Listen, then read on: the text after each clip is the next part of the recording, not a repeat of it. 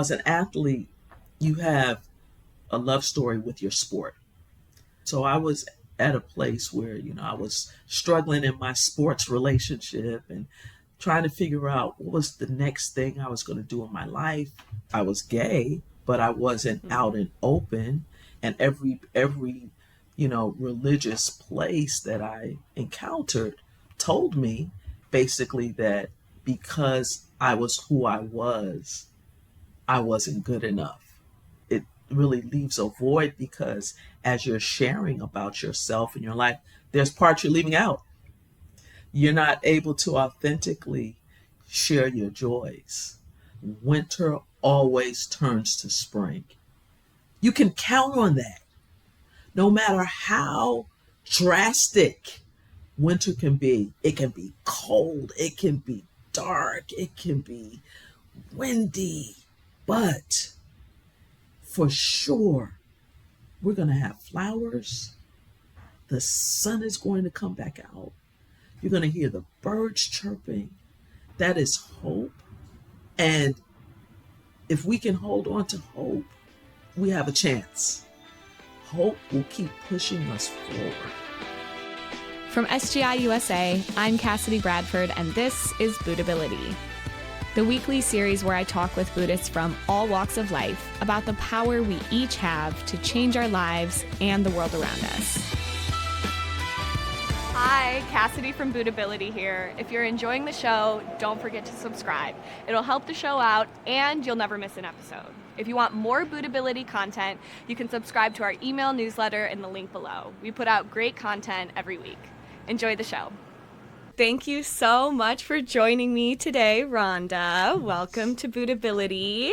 You are an accomplished athlete, which we will talk about, but very excitingly, you're also a Buddhist. So yes. Before I give away too much about your life, how about you just give us an introduction to who you are?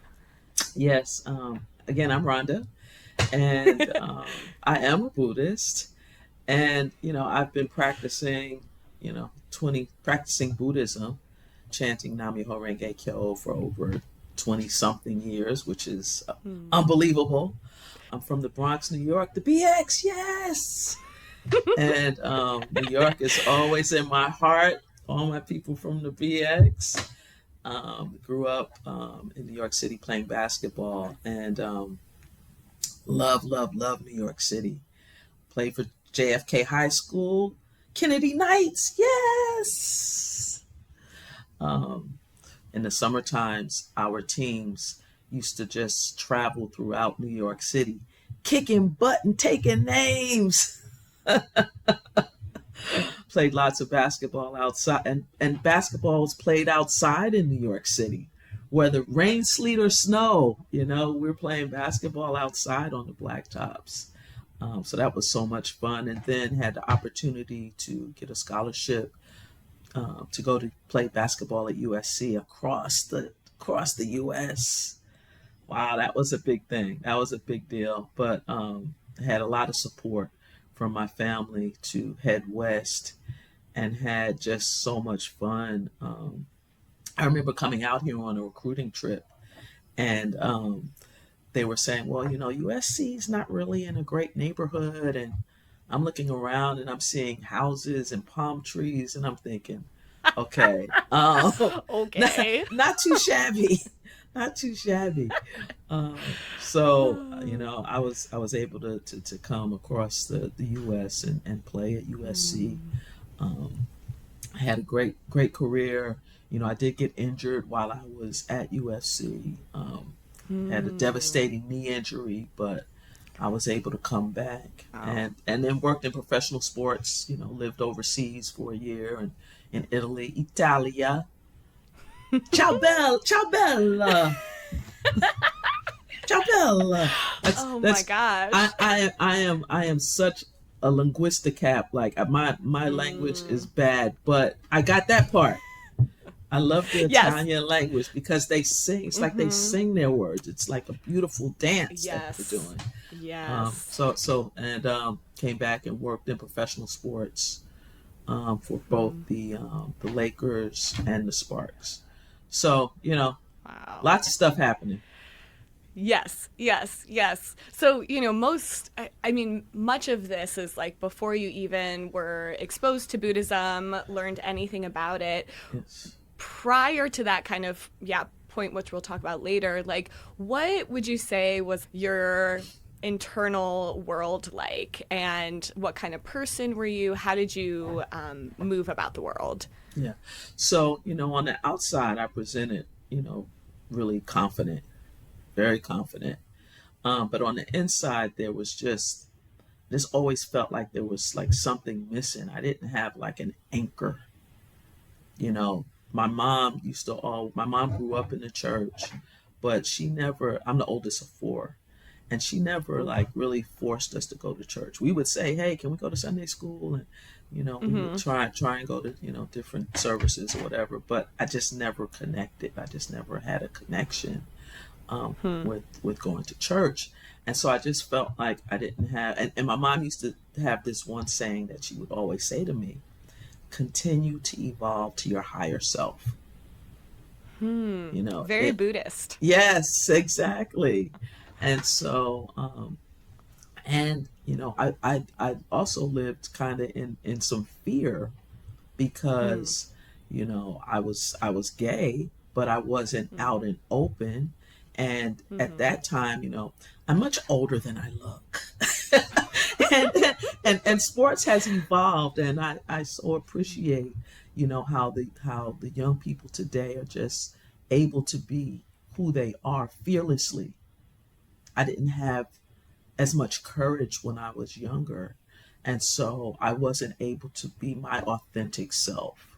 And every religious place that I encountered told me, basically that because I was who I wasn't good enough. So, it really leaves a void because as you're sharing about yourself and your life, there's parts you're leaving out. You're not able to authentically share your joys. So, I that was like such a big part that was really missing in my life.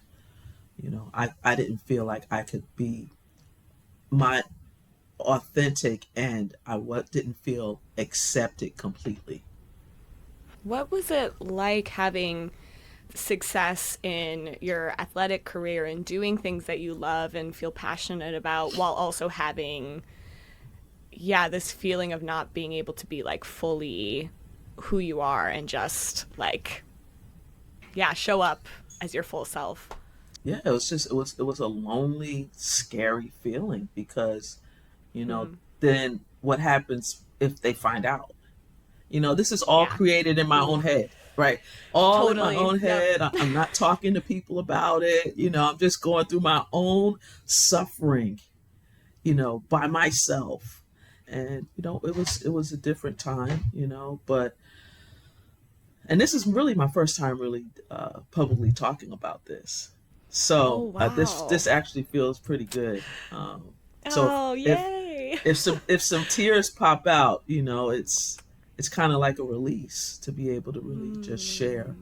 Um, so yeah, just kind of just that empty, lonely, fearful.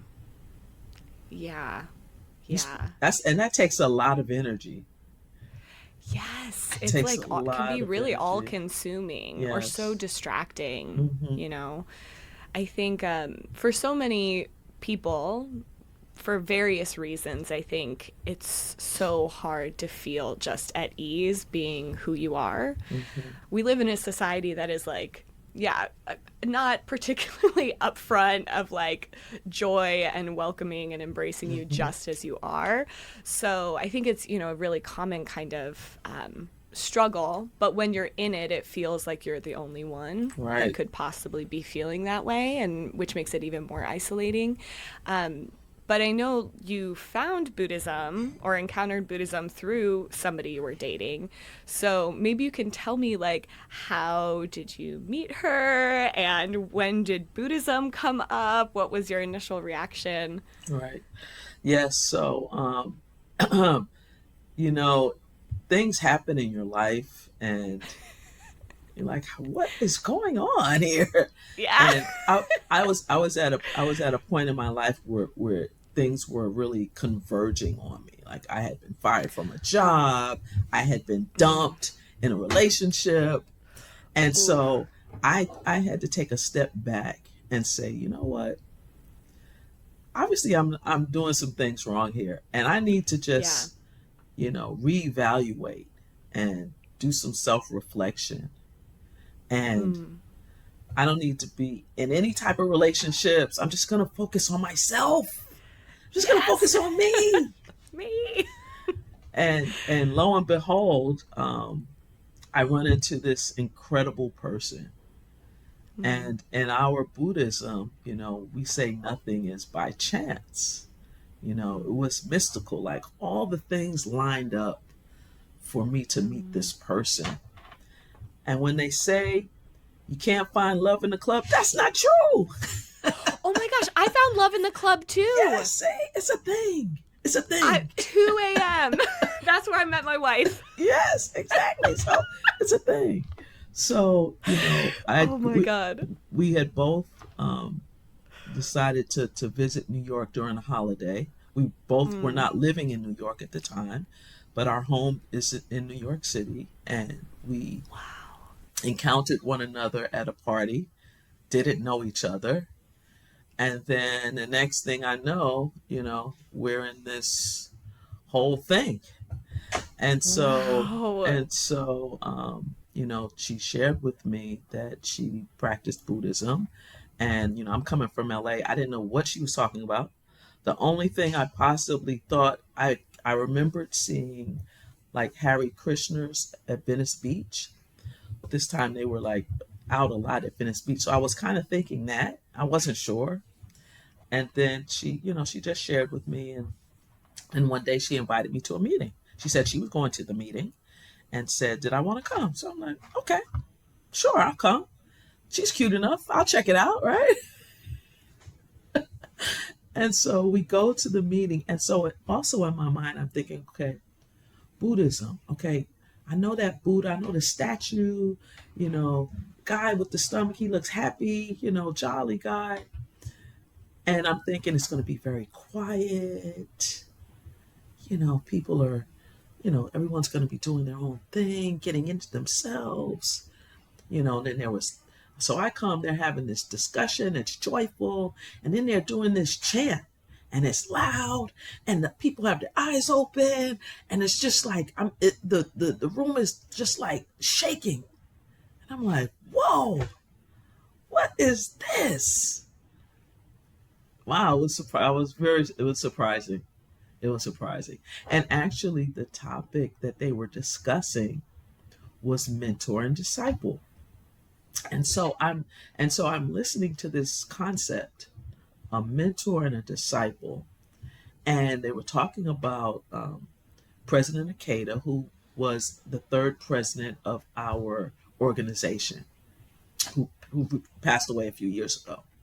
And so they were talking about this guy, President Akeda. So I'm thinking, I'm listening, and I'm like, oh, so he's like the coach. That's what I equated it to. He was the spiritual coach.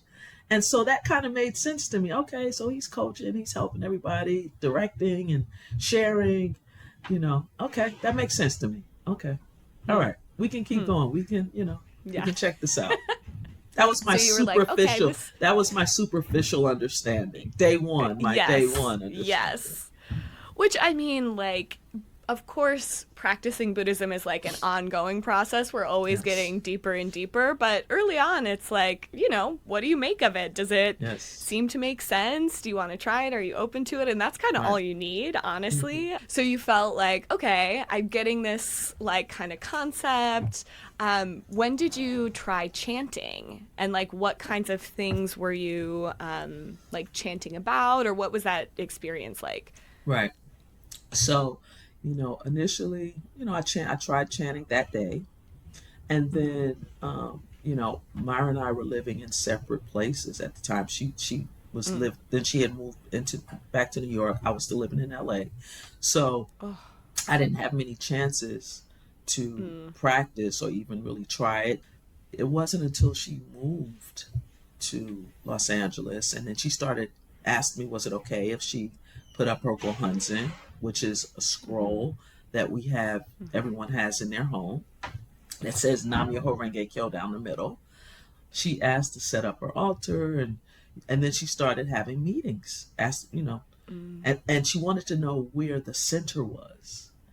And so when she found out where the center was, it's pretty close to where we live. So she was very happy about that. So she started having meetings at the house, and she said I was being a biakaran, which is someone who like supports the meetings. So I would, I would bring little snacks out, or I would welcome people, and so then she would just start sharing with me about the meetings. Then every now and again she would invite me to a meeting, and then I started attending some meetings. And so at the time, like, as an athlete, you have it's like a love story with your sport, and you fall in love with it. Then you guys have breakups, you have arguments. It's a whole relationship. So I was at a place where I was struggling in my sports relationship and trying to figure out what was the next thing I was going to do in my life. So that's what I was really chanting about at the time, like direction. How did I want to continue to grow and develop as a human being? And then one day she said, well, you could get your own gohonzon if you wanted to. And I'm like, really? I'm like, she's like, yeah. I was like, oh, okay, I can get my own. Okay, then I'll get my own gohonzon. So Wow. that's kind of how it started. At the beginning, I could barely chant 5 minutes, but you know what? It's all okay. It's Yes. all okay. Yes. We start wherever we are. This is a practice. We call it a practice because it is. You're practicing your life, and so you just work on it, and you develop, and you take your time, and you get to know this practice, Buddhism. As you, decided, okay, I'm going to start practicing, kind of, really make the decision, I guess. Where were you at in your career in this sort of like maybe breakup or, period of figuring it out? And did you come to any conclusion or have clarity from chanting? Yes. So when I started chanting, basically all hell broke loose. I'm like, what is going on? Yeah. I started seeing all these issues popping up, and Myra told me we were gonna. There was a facility in Florida called the Florida Nature and Cultural Center, and it's kind of like the Buddhist resort. It's like a retreat, Yeah. and so all throughout the year we have different conferences, and so there was going to be an LGBTQ plus conference, and at that time that we had all the letters. Now we're called the Courageous Freedom Group. So they were going to have a conference in Florida. And she's like, oh, yes, we're going to go to the conference and we're going to chant to go. And I'm thinking, whoa, wait a minute. First of all, I can barely chant 5 minutes. So what am Yeah. I going to do at a Buddhist conference? What happens there? Like, I don't want to go. So why would I be chanting to go? Yeah. It was bad. It was bad. But happy wife, happy life, Yeah. something like that, right? So we chanted so that we could have the fortune, so we can get the money together. So we were safe and everything could happen so that we had the opportunity to go to the conference. So we went, and it changed my practice because I just felt such appreciation for my life being in these beautiful grounds. The campus is on like a wetlands, and there's bikes all around for us to use. They feed us all day. You can attend different sessions. It's just beautiful. It smells great. And I just really it just really warmed my heart to know that I was part of a community that cared so much about the human being. No matter, who you are, what you're doing, you are a Buddha just as you are. It just really encouraged me. And of course, then I come back from the conference and I have a major family drama happening that needed immediate attention. And, you know, I really had to chant. And my district, which is our district, are like the groups, our community groups that we chant together. So my district really just rallied around me to support me. And they were saying, you are going to be victorious. Not not you're not gonna lose. You are going to be victorious through this. And they just really supported me through the process.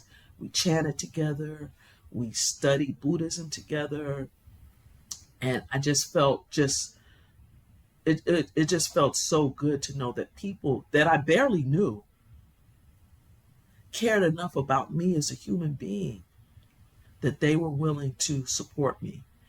And my family, we had an expedient change to the situation. Expedient. And from that point, I was like, wow, I'm doing this. This is how because I know how to win, but this is another way to win. This is how to really win in my spiritual life, which is the center of my life. So, that was the first thing that I was really chanting for. It was a immediate situation that had to be resolved. And so at the time I had my own business, and but I loved working. I had a small real estate development company, and I loved it, but I knew it was more. So I was on a quest to figure out what that more was, and it took time. It took years, to figure it out. But I eventually decided to go back to school. I went to grad school to become a clinical occupational therapist and a professor. And so I work in that field now, and I love it. It's like combining every part of me: sports, spirituality, my profession, just really caring about the holistic, client-centered care of the person. Now, if that's not Buddhism, I don't know what is. You know, when I was doing my research, I wound up on USC's site for their occupational therapy department. I don't know how that happened. I didn't know what occupational therapy was, and I was reading about it, and they said, they want people to be happy. And in Buddhism, that's what we talk about. Like really being happy, because we suffer a lot. We suffer because we're dealing with all different types of obstacles and traumas and barriers and, all different types of things. And, we don't have to suffer. Even in the midst of all of those daily situations, we don't have to suffer. So, this Buddhism has helped me understand that and learn how to fight with joy. Hearing you share that, like, that your career now is like the combination of all of these parts of who you are, I think one, that's like incredibly encouraging, because I know many people, especially young people, that are like, what am I doing right now? But I think that really incredible thing about this Buddhism is that it's like so grounded in daily life, in real life. So you can find Buddhism in whatever career you're doing, even if that's not the end all be all. There are ways that you can do your work from this Buddhist perspective of helping people become happy in, whatever we do. And one question I had, maybe going a little bit back, is, we talked earlier about the experience of feeling really like hiding who you are, feeling lonely in that. And I'm wondering, how that progressed for you, and if there was any shift when you went to this conference that is like all, queer people and embracing everyone. Right. Okay, that's the first thing. So they're going to have a conference for everyone, like everybody knows, like it's all good. Okay. Yeah, And yeah, yeah. this Buddhism talks about just as you are. Not Mm, if you're this way or that way, or yeah. just as you are. And the thing that I love about our organization, the Soka Gakkai International, Soka Gakkai meaning value creating. So we're thinking about how are we creating value in every situation. Life is moment to moment. So each moment we get a shot at it. Every moment, and it can shift. It can go from jubilation to devastation. But each moment we have an opportunity to create value. So being at a conference and just everyone was who they were able to share their sorrows, their traumas, their joy, their struggles. That's the beauty of the organization. The young priest who founded Nam Myoho Renge Kyo said, just as you are, right? And to share Buddhism for the time of the people. So as the time changes, our organization changes with the time so that we can support everyone and address societal needs at the time. So, that was something that's just, for me, just really profound. And, we talk about cause and effect. So, I think having an awareness of what we're doing when we're in our daily life, it gives us the opportunity to make a choice, but a knowing choice, right? Of course, we can make a choice. We always have choice. But to have that awareness of when I make this cause, when I do this thing, there is going to be an effect, boys and girls. Whether and it's not, it may not happen right then and there, but buddy, it's coming. So do you want to have good effects or bad effects? In my practice and in live, everyone probably, you start practicing, you start chanting, but it's not like smooth sailing. Yes, every day I'm going to chant and I'm doing everything correct. No, we figure it out. And there are times in your practice where you're like, I don't feel like practicing. Or, there were times when I wasn't making good causes for my life. And I was walking by my altar saying, don't look at me. I'm not looking at you. Don't look at me. Don't look at you, because our gohonzon, the scroll inside our altar, it's not a magical piece of paper.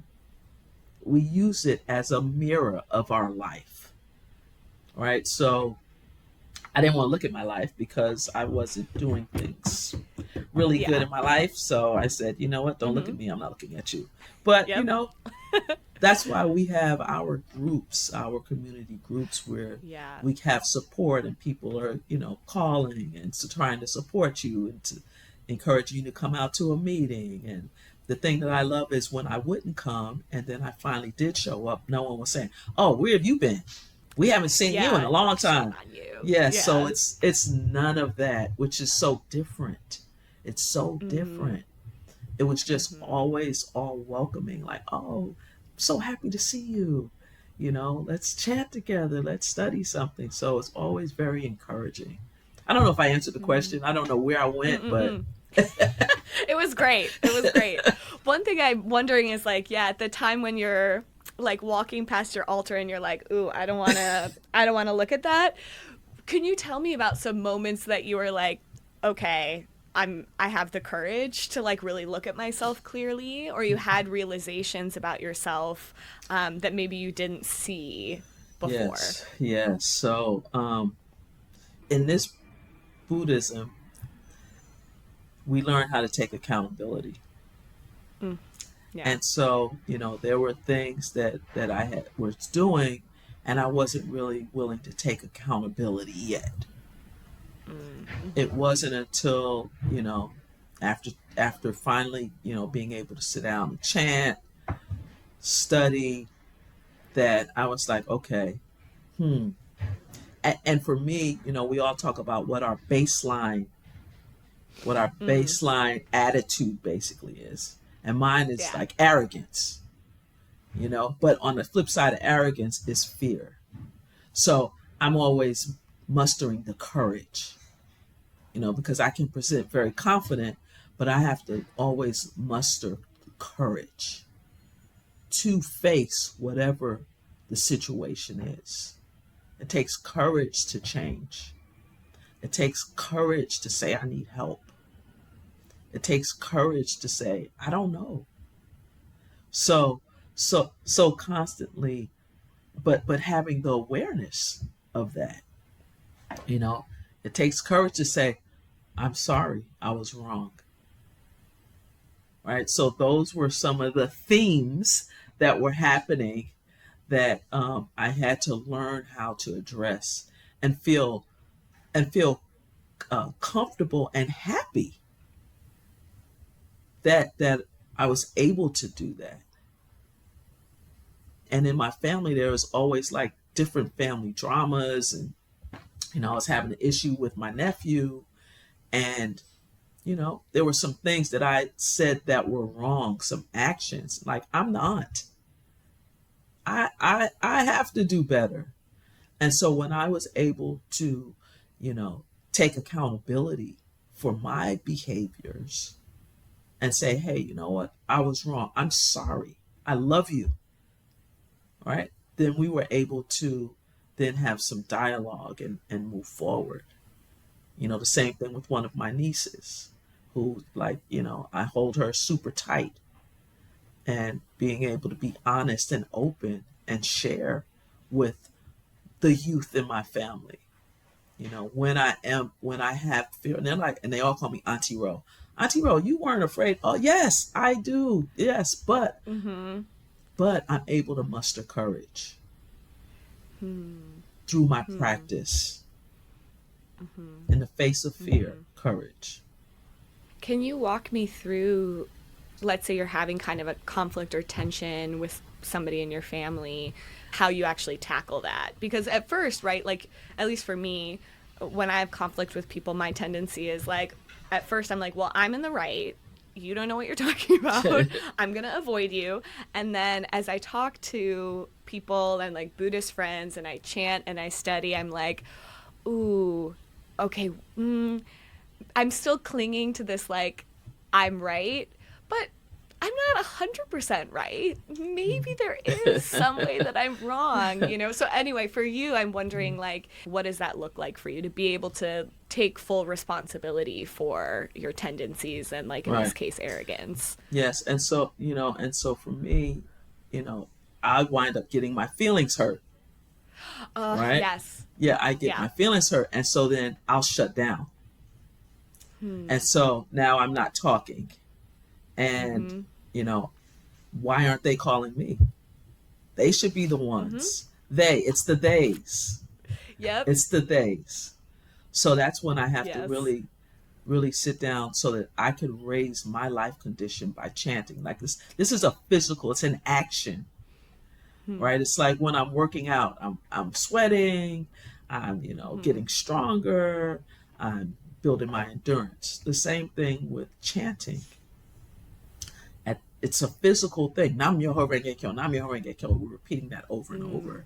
And so we're like really connecting to those parts of us that we need Mm. at that time. Yeah. I'm chanting to raise my life condition so that I can be the one to take accountability and not wait Mm. for them to do something. Mm-hmm.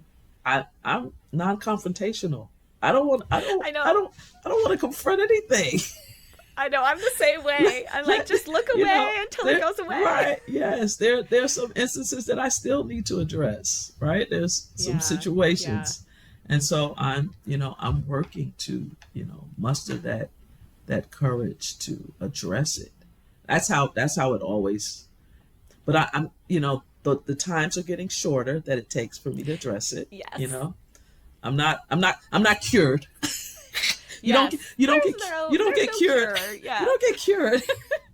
but you learn, and those times become a little shorter, and then it's like a relief. It's Yes. not as bad as I thought.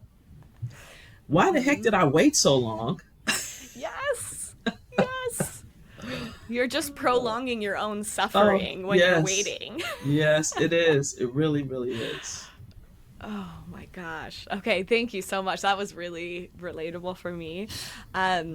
Going back to you now finding or having, a career as an occupational therapist and a professor, there's a timeline or an expiration date, right, on anything that's like a physical kind of demanding career.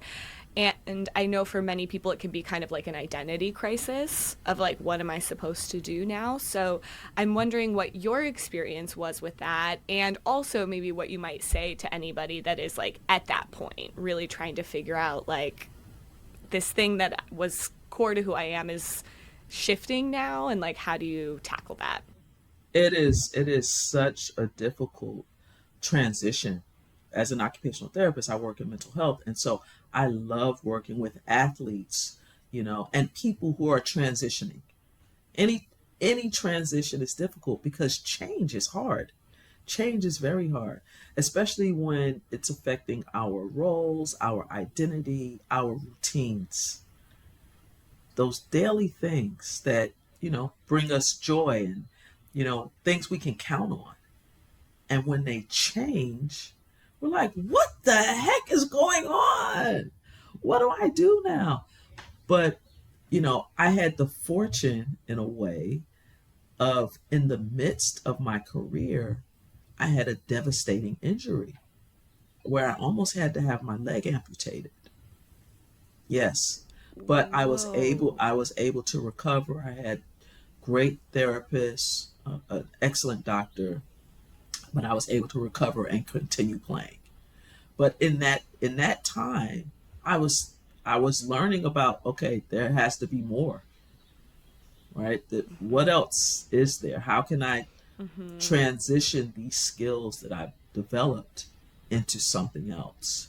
And so, the thing that I can share is that you have all the skills you need, right?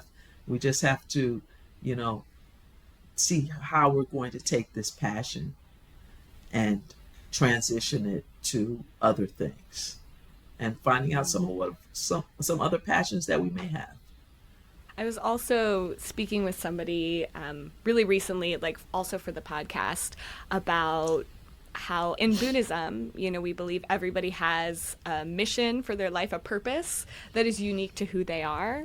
And because now your career, like you said, is all of these parts of who you are Mm-hmm. combined. And nobody else could be fulfilling this role that you are. You needed all of these Yes. different, obstacles, victories, experiences to be able to like really joyfully and with fulfillment, I guess, doing what you're Mm-hmm. doing.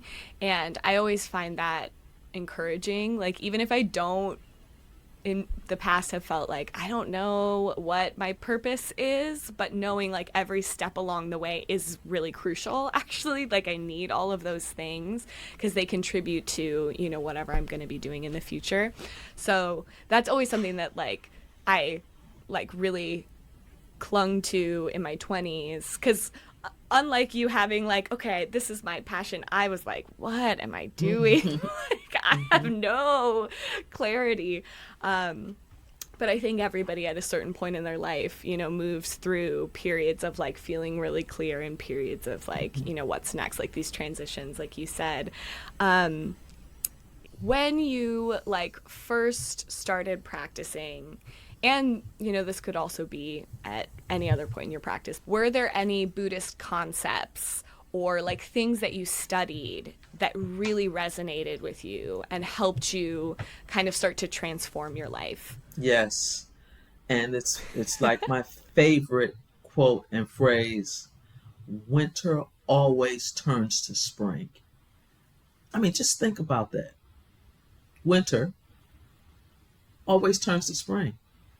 You can count on that, no matter how drastic, winter it can be cold, it can be dark, it can be windy, snowing, sleet. I grew up in New York, so I Yes, have a so lot you of know. trauma. I have a lot of trauma. I grew up with a sled. I grew up with a sled in my household. Okay, um, but for sure, we're gonna have flowers.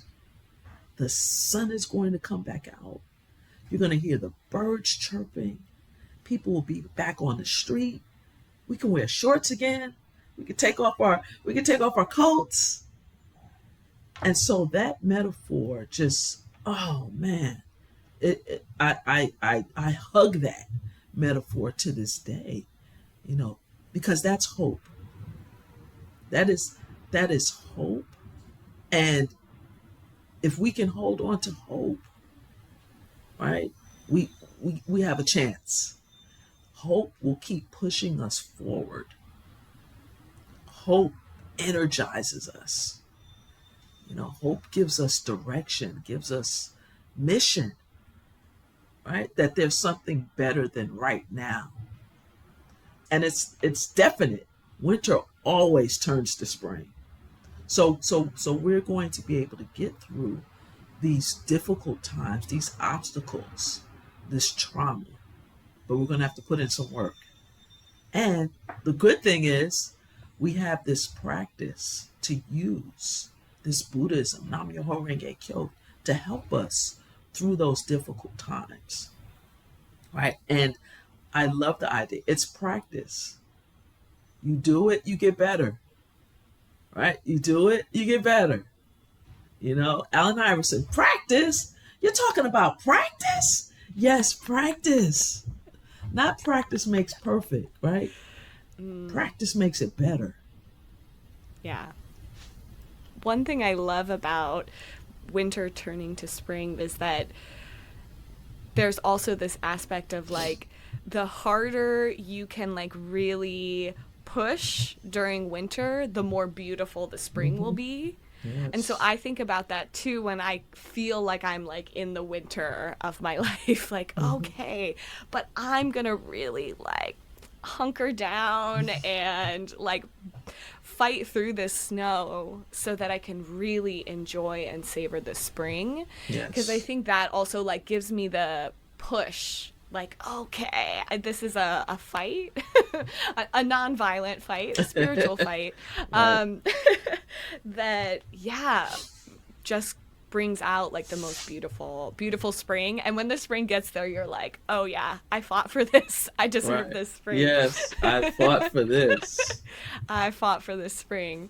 So, to kind of close out, my final question that I always ask people is for a piece of advice. And so, for you, what advice would you give to somebody who maybe appears confident on the outside, like you were, but is also struggling kind of internally, whether they feeling like lonely or struggling with like fear and arrogance?